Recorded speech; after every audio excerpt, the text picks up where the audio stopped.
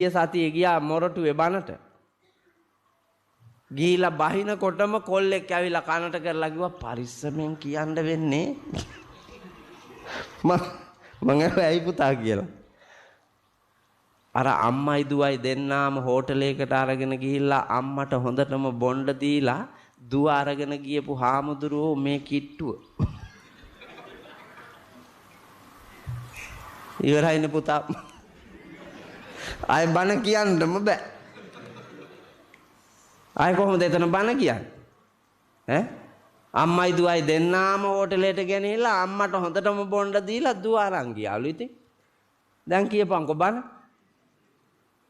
බුදු පුතා කරපු දේ.